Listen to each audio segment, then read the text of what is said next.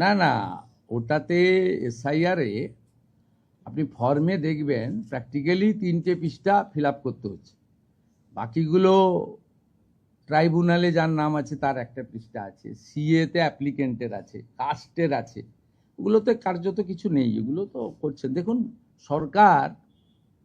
সরকারের মানে জনগণের 36,000 টাকা বছরে দেবে। আপনি 20 টাকার ঢেঁড়স কিনতে গেলেও টিপে দেখেন, আর 36,000 টাকা বছরে দেবে, সহযোগিতা করুন না।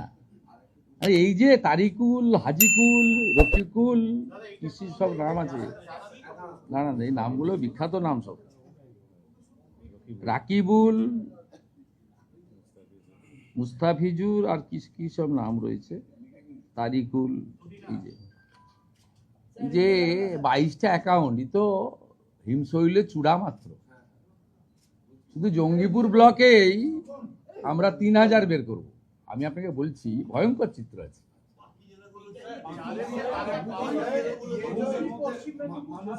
একটু আগে পশ্চিম মেদিনীপুরে একটা অ্যারেস্ট হয়েছে, দেখবেন আপনি, ফলস বার্ধক্য ভাতা, বিধবা ভাতা নিচ্ছিলেন। এরা যা করে গেছে ভয়ঙ্কর। আপনি যদি, আমরা পরিষ্কার বলেছি, পরিষ্কার দেখুন,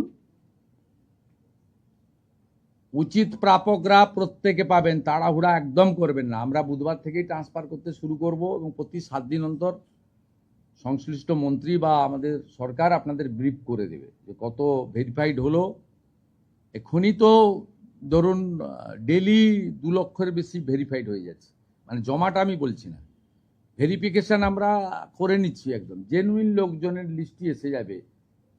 কিন্তু যারা ভোটারে এসআইআর এ যাদের নাম বাদ গেছে, তাদের মধ্যে সিএ অ্যাপ্লিকেন্ট এবং অ্যাডজুডিকেটেড ট্রাইব্যুনালে যারা আপিল করেছেন, তাদেরকে আমরা আপাতত কনসিডার করব যতক্ষণ না পর্যন্ত ট্রাইব্যুনাল বা সিএ তে নিষ্পত্তি না হয়।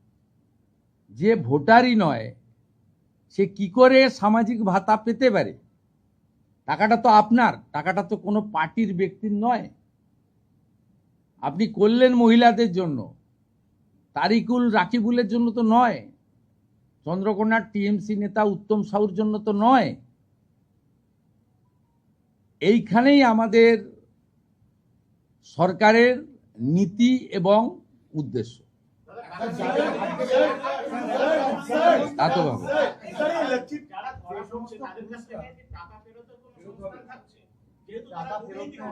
না, it is too early to say, এখনই বলা সম্ভব নয়। আমরা ভলিউম অফ মানি দেখব, যে মানি লন্ডারিং এর অ্যাক্ট রয়েছে, দেখা যাক।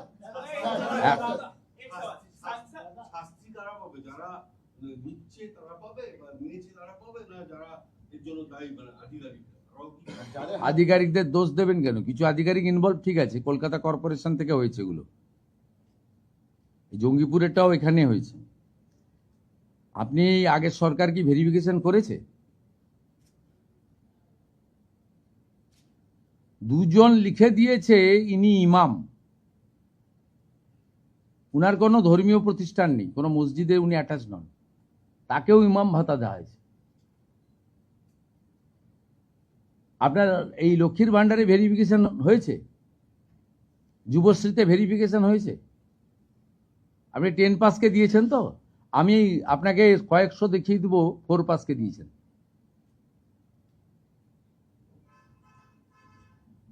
আজকে পশ্চিম মেদিনীপুরে অ্যারেস্ট হয়েছে একটা পুরুষ, সে বিধবা ভাতা পাচ্ছে।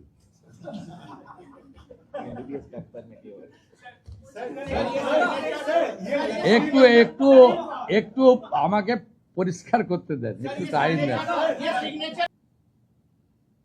আমি এই সংক্রান্ত আপনাদের কাছে কেন আমরা বিস্তারিত তথ্য সংগ্রহ করছি, আমি এর আগে ওই রাকিবুল শেখের কথা বলেছিলাম।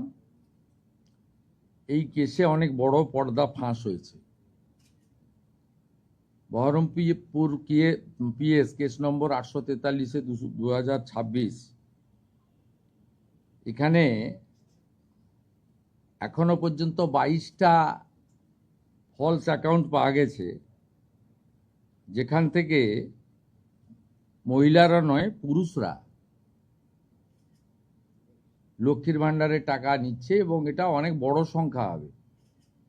এবং যত এটা আরও আমরা তদন্তের গতি পুলিশকে বাড়াতে বলেছি। 22টা অ্যাকাউন্টের মধ্যে 1 account is linked to Rakibul Sheikh. 15টা অ্যাকাউন্ট পাওয়া গেছে মুস্তাফিজুর রহমান এবং তার স্ত্রী তুহিনা। এরা 15টা অ্যাকাউন্ট চালাচ্ছেন লক্ষ্মীর ভাণ্ডারে। 6টা অ্যাকাউন্ট পাওয়া গেছে তারিকুল রহমানের। যারা 12 পাতা, 16 পাতা, 18 পাতা করছেন, এই রিজেক্টেড, জনগণের দ্বারা রিজেক্টেড নেতা এবং তাদের দলের লোকেদের বলবো যে এই সংখ্যাটা কত হবে আমরা জানি না। অবৈধ অনুপ্রবেশকারীরা তো পাচ্ছেন, তার সাথে সাথে হাজার হাজার তৃণমূল কংগ্রেসের নেতা যারা মহিলা নন বা এই কর্মসূচির আওতায় আসেন না, তারা লক্ষ্মীর ভাণ্ডার লুট করেছেন, সেটা আমরা পেয়েছি। আমরা কাউকে ছাড়বো না। আমি ডিজিপিকে বলেছি সিট গঠন করতে, এবং যেহেতু মানিটারি ডিফলকেশন আছে, মানি লন্ডারিংয়েও এদের কেসকে ট্রান্সফার করার জন্য আমরা ডাইরেকশন দিয়েছি। আমরা হিসাব করে দেখেছি এসআইআর এ নাম বাদ যাওয়া এবং এই রাকিবুল, মুস্তাফিজুর, তারিকুলরা মিলে অন্তত 30 লক্ষ ফলস লক্ষ্মীর ভাণ্ডারের টাকা তুলছেন। 30 লক্ষ গুণিতক 1,500 টাকা করে যদি হিসাব করেন, কত হাজার কোটি টাকা আপনাদের জনগণের টাকা কিভাবে এরা লুট করেছে। এই লুটেরাদের পার্টি, এটা তার প্রমাণ। আমরা এদেরকে একেবারে গ্রাসরুট থেকে ক্র্যাকডাউন করব আইনের মাধ্যমে। আমি এই প্রসঙ্গে পশ্চিমবাংলার সমস্ত জনগণকে, বিজেপি কর্মী সমর্থকদের অনুরোধ করব, কোথাও আইন হাতে তুলে নেওয়ার দরকার নেই। সরকারের উপরে ভরসা রাখুন। বহু জায়গায় এমএলএ, এমপি, কাউন্সিলর, চেয়ারম্যানদের অফিস থেকে সরকারি মাল উদ্ধার হচ্ছে, এগুলো পুলিশকে উদ্ধার করতে দিন। ভিডিওরা, ম্যাজিস্ট্রেটরা যাচ্ছেন, ভিডিওগ্রাফি করবেন। আপনাদের কোথাও কার্যত উঠে যাওয়া একটা পার্টি, ফলতা উপনির্বাচনে চতুর্থ হওয়া পার্টি, তাদের লোকেদেরকে কোনো রকমভাবে আইন হাতে তুলে নিয়ে বা বিক্ষোভ দেখিয়ে, সব বিক্ষোভেই কোথাও ডাইরেক্টলি পলিটিক্যাল পার্টি যুক্ত নয়, জনরোষে হচ্ছে, আমরা জানি এটা। আমরা এক্ষেত্রেও জনগণকে আমি মুখ্যমন্ত্রী হিসেবে অনুরোধ করব যে অভিযোগ দিন, আমরা ব্যবস্থা নিচ্ছি। আপনারা আইন হাতে তুলে নেবেন না, কোনো প্রয়োজন নেই এটা করার। যাতে এই ধরনের বিচ্ছিন্ন ঘটনা বা সস্তার প্রচার ওরা না পায়, এটা আপনাদের দেখতে হবে। এখানে আইনের শাসন প্রতিষ্ঠা হয়েছে। ভারতীয় ন্যায় সংহিতাতে পুরো বলা আছে কি করা যাবে, আমরা সেটা করব। এবং সবাই তো বদলে গেছেন, আপনারা দেখছেন, প্রশাসন, পুলিশ, এত সক্রিয়তা।